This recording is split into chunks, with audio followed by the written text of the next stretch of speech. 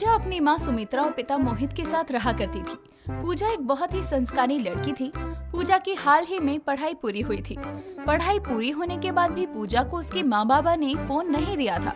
ऐसे ही एक दिन पूजा की एक दोस्त रानी पूजा के घर आती है और खुशी से कहती है, पूजा पूजा तुझे पता है आज मैं बहुत खुश हूँ। अरे अरे, पर तू इतनी खुश है क्यों? क्या वजह है तेरी इतनी खुशी की? अगर तू सुनेगी ना तो मैं लिख कर दे सकती हूँ कि तू मेरी खुशी सुनकर खुश हो जाएगी। हे भगवान, यार रानी, अब जब तक तू मुझे अपनी खुशी बताएगी नहीं तब तक मैं तेरी खुशी में शामिल कैसे हो पाऊंगी? अब बता भी दे, और हाँ, अगर नहीं बताना है तो वो भी बोल दे। तभी रानी उसे अपना नया फोन दिखाते हुए कहती है, ये देख, ये मेरा नया और पहला फोन है। मैं तो बहुत खुश हूँ। यार कितना बड़ा फोन है ये, और कितना सुंदर लग रहा है। इसका कलर देखना, वाव यार। अच्छा एक बात बता, इसमें बटन कहाँ है? जब तेरे पास फोन आएगा ना तब तुझे अपने आप सब कुछ आ जाएगा। यार सही है तेरा तो। पता नहीं माँ बाबा मुझे कब फोन देंगे भी या नहीं। अच्छा छोड़, मैं चलती हूँ। मैं बस यहाँ तुझे अपना फोन दिखाने आई थी। अब मैं चलती हूँ, बाय। रानी अब वहाँ से चली जाती है और अब जब सुमित्रा बाजार से घर आती है तब अपनी माँ को देखकर पूजा अपनी माँ सुमित्रा से बोलती है, माँ आपको पता है मेरी जो दोस्त है ना रानी, उसको ना फोन मिल गया है। मैं भी फोन लेना चाहती हूँ, प्लीज मुझे भी फोन दिला दो ना। पगला गई है का? अरे फोन वाले लेकर क्या करेगी? दोहे किससे बात करेगा है?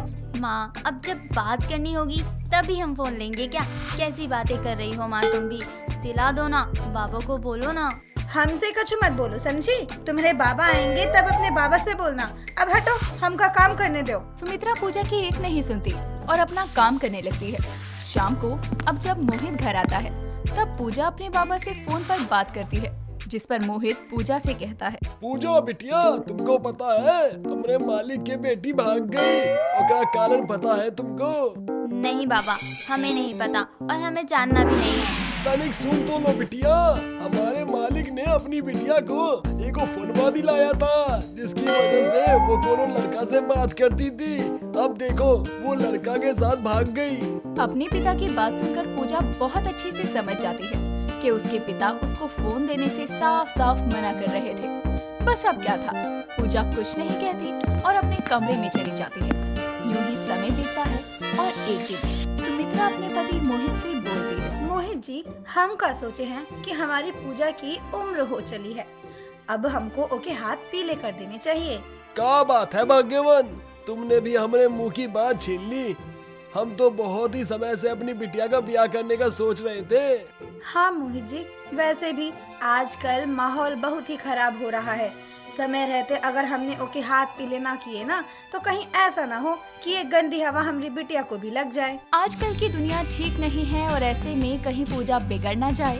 बस यही सोचकर मोहित और सुमित्रा अपनी बेटी पूजा की शादी के रिश्ते के लिए बात करने लगते हैं। कुछ ही दिनों बाद अब बहुत ही जल्द पूजा के लिए एक बहुत अच्छे परिवार से रिश्ता आता है और बहुत जल्द पूजा की शादी ऋषभ नाम के लड़के से होती है। ऋषभ अक्सर काम के सिलसिले में बाहर रहा करता था। बस इसीलिए ऋषभ शादी के कुछ दिनों बाद ही काम के सिलसिले में शहर से बाहर चला जाता है। ऋषभ की गैर मौजूदगी में पूजा अपने घर की सारी जिम्मेदारियां बखूबी निभाती है। ऐसे ही एक महीना गुजर जाता है, पर पूजा की बात ना तो उसके पति से होती है और ना ही उसके माँ बाबा से। ऐसे ही एक दिन पूजा अपनी सास नीलम के पास जाती है और अपनी सास को कहती है, माँ जी, शादी को पूरे 1 महीने गुजर गए हैं, पर मेरी बात ऋषभ जी से हो ही नहीं पा रही है। क्या आप मुझे ऋषभ जी से बात करवा देंगी? हाँ हाँ बहू, क्यों नहीं। जा मेरे कमरे से फोन ले ले और ऋषभ को फोन कर ले। पूजा अपनी सास के कमरे में जाती है और अपनी सास का स्मार्टफोन ले आती है, पर पूजा को तो फोन चलाना आता ही नहीं था। बस इसीलिए पूजा अपनी सास के पास जाती है और अपनी सास को कहती है, मम्मी जी, आप ऋषभ जी को फोन लगा दीजिए ना। वो दरअसल मुझे फोन कैसे चलाना है ये नहीं पता। इसमें कहाँ से फोन उठाते हैं, कहाँ से नहीं, मुझे नहीं पता। कोई बात नहीं बहू, तू चिंता मत कर, मैं अभी ऋषभ को फोन लगा देती हूँ।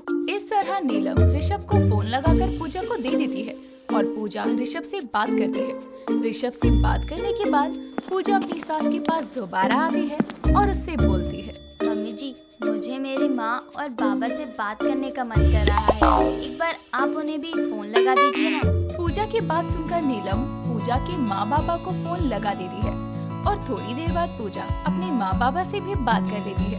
ऐसे ही कुछ दिन गुजर जाते हैं और देखते ही देखते पूजा अब आए दिन अपनी सास को फोन के चलते परेशान करने लगती है। आखिरकार कब तक पूजा बिना फोन के रहती। बस इसीलिए नीलम पूजा के लिए एक नया स्मार्टफोन ले आती है और अपनी बहू को दे देती है। अपना पहला फोन देखकर पूजा काफी खुश होती है और खुश होते हुए अपनी सास को कहती है, मम्मी जी, आपको पता है ये आपकी बहू का पहला फोन है। शायद आप नहीं जानती कि आपने मुझे ये फोन देकर कितना खुश कर दिया है। मैं जानती हूँ बहू कि तुझे तेरी लाइफ में पहली बार फोन मिला है, क्योंकि तेरे पास फोन नहीं था और ऋषभ अक्सर तुझसे दूर रहता है। तू बार बार मुझे परेशान ना करे, बस इसलिए मैंने तुझे फोन दिया है। अब तू मुझे परेशान मत करना, ठीक है? अब तेरा जब भी ऋषभ से बात करने का मन करे तब तो अपने फोन से उससे बात कर लेना। मेरी बहू अपना पहला फोन पाकर कितनी खुश हो गई। भगवान उसकी खुशी को यूं बरकरार रखे। पूजा को फोन तो मिल गया था, लेकिन उसको फोन यूज करना नहीं आता था। बस इसीलिए पूजा एक बार फिर अपनी सास नीलम के पास जाती है और अपनी सास को कहती है, मम्मी जी, मुझे ये फोन यूज करना नहीं आता। क्या आप मुझे ये फोन यूज करना सिखा सकती हैं? पूजा की बात सुनकर नीलम अब उसको फोन चलाना सिखाती है। बहू देख, इस फोन में जो साइड बटन है उससे फोन की स्क्रीन लॉक से अनलॉक होती है और ये दूसरी साइड जो बटन है इधर से वॉल्यूम अप डाउन होता है। और अगर तेरे पास फोन आए तो तू अपने फोन को कॉल की तरफ स्वाइप कर दे, बस तेरा फोन उठ जाएगा। बाकी तू धीरे धीरे फोन चलाना सीख जाएगी। नीलम पूजा से बेहद प्यार करती थी। नीलम जैसी सास पाकर पूजा तो धन्य हो गई थी, और वो होती भी क्यों ना, आखिर उसको इतनी अच्छी सास जो मिली थी। क्योंकि पूजा को फोन चलाना नहीं आता था, बस इसीलिए वो ना तो समय देखती और ना ही जगह। बिना सोचे समझे कहीं भी अपना फोन लेकर नीलम के पास आती और उससे पूछने लगती। ऐसे ही एक दिन नीलम अपनी कुछ सहेलियों के साथ बैठी हुई थी। तभी पूजा के फोन में बार बार फोन अपडेट करने का नोटिफिकेशन आता है। पूजा को इस बारे में कुछ पता नहीं था, बस इसीलिए वो बिना कुछ सोचे समझे अपनी सास के पास जाती है, जो कि अपनी सहेलियों के साथ बैठी थी, और अपनी सास से कहती है, मम्मी जी, देखिए ना फोन में क्या आ रहा है, मुझे तो कुछ समझ ही नहीं आ रहा। नीलम अब अपने दोस्तों की तरफ देखती है, जहां उसकी सहेलियां मुंह दबाकर हंस रही थी। अपनी सहेलियों को ऐसे हंसता हुआ देखकर नीलम को बहुत गुस्सा आता है, पर वो उस समय अपनी बहू से कुछ नहीं बोलती और उसको अपने कमरे में जाने को कह देती है। कुछ समय बाद जब नीलम की सारी सहेलियां वहां से चली जाती है, तब नीलम गुस्से में अपनी बहू के कमरे में जाती है और अपनी बहू से कहती है, बहू तू गवारों वाली हरकत क्यों करती है? अरे फोन में अपडेट का नोटिफिकेशन आ रहा है, लेकिन तू है कि नोटिफिकेशन को समझ नहीं पाती। तेरे इतने पढ़े लिखे होने का क्या फायदा हुआ बहू, जब तुझे गवारों वाली हरकत ही करनी है। माफ करना मम्मी जी, पर मैंने आज से पहले कभी फोन यूज नहीं किया। ये मेरा पहला फोन है, मुझे फोन की ज्यादा नॉलेज नहीं है, बस इसलिए मैं आपसे पूछ लेती हूँ, बाकी मुझे माफ कर दीजिए। इस तरह पूजा उदास होकर वहां से किचन में चली जाती है। तो वहीं नीलम जब अपनी बहू का यूं उतरा हुआ चेहरा देखती है, तब उसको भी अपने कहे हुए शब्दों पर बहुत बुरा लगता है, जिस पर वो खुद से कहती है, नीलम ये क्या कर दिया तूने? ये तेरी बहू का पहला फोन है और उसे यूज करना नहीं आता, इसलिए तेरे ये फर्ज बनता है कि तू उसको फोन यूज करना सिखाए। अगर तूने उसको फोन यूज करना नहीं सिखाया तो उसको कौन फोन यूज करना सिखाएगा? इस तरह अब नीलम अपना मुंह लटकाए अपनी बहू के पास जाती है और उससे माफी मांगती है। अपनी सास को माफी मांगता देखकर पूजा को जरा भी अच्छा नहीं लगता और वो अपनी सास को माफ कर देती है, जिसके बाद नीलम अपनी बहू को फोन के बारे में हर वो नॉलेज देती है जो सभी को पता होनी चाहिए। और इस तरह नीलम की बहू का पहला फोन का सफर बहुत अजीबोगरीब रहता है। संध्या रागिनी को अपने घर से धक्का देकर बाहर निकाल रही होती है। तभी वहाँ उसका पति विवेक आकर कहता है, संध्या ये सब क्या कर रही हो तुम? हाथ छोड़ो रागिनी का। तुम मेरे पीठ पीछे गुल खिलाकर चूना लगाकर चली जाओगी और मुझे कुछ पता भी नहीं चलेगा। विवेक, तुम जानते नहीं ये औरत कितनी बड़ी धोखेबाज है। संध्या अपनी सास के देहांत के बाद अपने पति विवेक और ससुर केशव के साथ लाजपत नगर की एक कॉलोनी में शिफ्ट हुई थी। नया मोहल्ला, नए लोग होने की वजह से संध्या किसी को नहीं जानती थी। ऐसे ही एक शाम वो बाजार में सब्जियां ले रही होती है। तभी वहाँ एक बहुत हॉट सी साड़ी पहने रागिनी नाम की औरत उसके पास आकर कहती है, हेलो जी, आप कौन? मैं रागनी, आपके सामने वाले घर में ही रहती हूँ। कब से सोच रही थी कि आपसे बात करूं, लेकिन टाइम ही नहीं मिल पाया। ओ अच्छा, तो आप मेरी पड़ोसन हैं। मेरा नाम संध्या है। और बताइए, आपके परिवार में कौन कौन है? जी, मैं, मेरे पति विवेक और मेरे ससुर जी, बस हम तीनों ही रहते हैं। ओ वाओ, छोटी फैमिली, हैप्पी फैमिली। जी, ये तो है। मैं तो अकेली रहती हूँ। मेरे पति काम के सिलसिले में ज्यादातर शहर से बाहर ही रहते हैं। अरे कोई नहीं, आप हमारे घर आ जाया करो, आपका भी मन लगा रहेगा और मेरा भी। सही है, चलिए चलते हैं। ऐसे ही बातें करते करते रागिनी और संध्या अपने अपने घर आ जाती है। अब रागिनी का संध्या के घर आना जाना शुरू हो जाता है। ऐसे ही एक शाम संध्या रागिनी को अपने घर डिनर पे बुलाती है। घर के सभी लोग साथ बैठकर डिनर कर रहे होते हैं। तभी विवेक रागिनी से कहता है, तो रागिनी जी, आपके पति क्या काम करते हैं? जी, उनका ट्रैवलिंग का काम है। कभी मनाली तो कभी कश्मीर घूमते हैं। वाह, अच्छी बात है। अरे रागिनी, बातें ही करती रहोगी, खाना भी खाओ। लो, मटर पनीर खाओ। रागिनी एक टक लगाकर संध्या के ससुर केशव की तरफ देखकर मुस्कुरा रही होती है। केशव रागिनी की इस हरकत को देखकर अनदेखा कर देता है, पर रागिनी लगातार उसे ही देखती है। तभी केशव कहता है, बहू, मैंने खा लिया है, मैं थोड़ा टहल कर आता हूँ। रुकिए, मैं आपके साथ चलती हूँ। मैंने भी खाना खा लिया है, बल्कि यूँ कहिए कि जरूरत से ज्यादा खा लिया है। थोड़ा घूम लूंगी तो पच जाएगा, वरना सारी रात करवटें लेने में बीत जाएगी। अरे नहीं, जाओ तुम भी पापा जी के साथ वॉक कर लो। हाँ ठीक है, चलिए चलते हैं। इतना कहकर केशव और रागिनी एक साथ वॉक के लिए घर से निकलते हैं। काफी देर दोनों साथ चलते हैं, पर केशव उससे कोई बात नहीं करता। तभी रागिनी कहती है, जी सुनिए, क्या मैं आपसे कुछ पूछ सकती हूँ? पूछो। आप इस उम्र में भी बड़े जवान हैं। आपको देखकर लगता है जैसे आप विवेक के बड़े भाई हैं। क्या सच में? मजाक तो नहीं कर रही हैं आप? हाय, एकदम सच कह रही हूँ। झूठ बोलूं तो अभी मर जाऊं मैं। अरे नहीं, ऐसा मत कहिए। वैसे आप मुझे ऐसे देख क्यों रही थी खाने के वक्त? क्या करूं, मेरी नजरें आपसे हट ही नहीं रही थी। आप हैं ही इतने हैंडसम, बस इसलिए। अच्छा। वैसे अपना फोन देना एक बार। ये लीजिए मेरा नंबर। फुर्सत हो तो घर आना, बहुत सारी बातें और शरारतें करेंगे।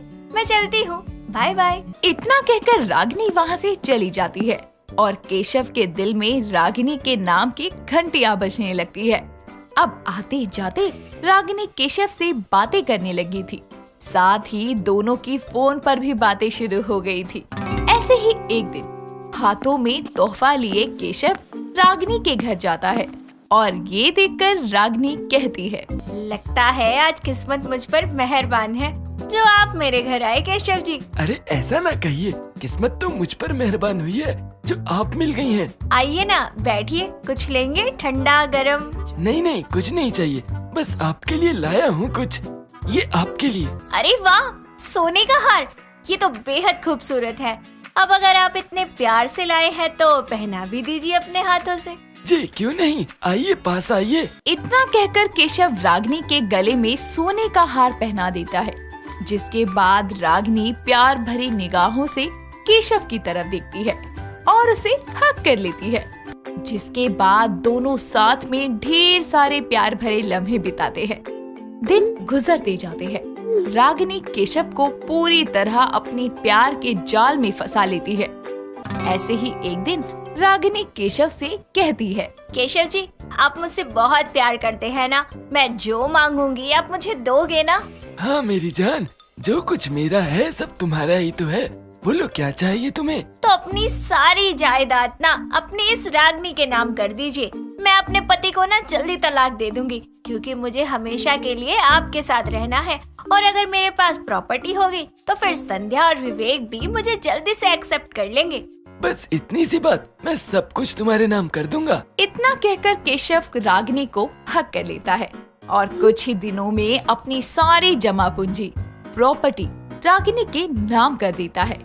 ऐसे ही एक दिन जब संध्या और विवेक घर से बाहर गए हुए होते हैं, तभी हाथों में खाने की थाली लिए रागिनी केशव के घर आती है और केशव से कहती है, केशव जी देखिए, मैं आपके लिए खाना लेकर आई हूँ। आपके पसंद के दाल चावल और खीर। वाह क्या बात है, चलो अब लेकर आई हो तो खिला भी दो। हाँ हाँ क्यों नहीं। इतना कहकर रागिनी केशव को अपने हाथों से खाना खिलाना शुरू करती है। पर जैसे ही वो केशव को खीर खिलाने लगती है, तभी वहाँ पर संध्या विवेक के साथ आती है और संध्या खीर की कटोरी रागिनी से छीनकर जमीन पर फेंकती है और उसका हाथ पकड़कर उसे घर से बाहर निकालने लगती है। तभी विवेक कहता है, संध्या ये सब क्या कर रही हो तुम? हाथ छोड़ो रागिनी का। बस करो, तुम्हें क्या लगा था तुम मेरी पीठ पीछे गुल खिलाकर चूना लगाकर चली जाओगी और मुझे कुछ पता भी नहीं चलेगा? विवेक, तुम जानते नहीं ये औरत कितनी बड़ी धोखेबाज है। इसने पापा को अपने झूठे प्यार के जाल में फंसाया और उनसे सारी प्रॉपर्टी अपने नाम करवा ली और आज ये जहर वाली खीर खिलाकर पापा जी को मारना चाहती थी। नहीं बहू, ये तुम क्या कह रही हो? रागिनी मुझसे बहुत प्यार करती है, वो ऐसा नहीं कर सकती। जानती हूँ आप लोगों को मेरी बातों पर यकीन नहीं होगा, पर पुलिस की बात पर तो होगा, क्योंकि ये औरत जेल से भागकर आई है। आपसे पहले भी ये बहुतों को अपना शिकार बना चुकी है। मुझे इस पर पहले से ही शक हो गया था, इसलिए मैंने इसके बारे में सब पता लगाया। इतना कहकर संध्या पुलिस को कॉल करती है और पुलिस केशव के घर आकर रागिनी की सारी सच्चाई बताती है कि किस तरह वो अमीर आदमियों को अपने प्यार के जाल में फंसाकर उनसे उनकी सारी जायदाद लेने के बाद उन्हें मार देती है। पुलिस रागिनी को गिरफ्तार करके वहाँ से ले जाती है। साथ ही केशव भी अपने किए के लिए संध्या और विवेक से माफी मांगता है और फिर सब साथ खुशी खुशी रहने लगते हैं।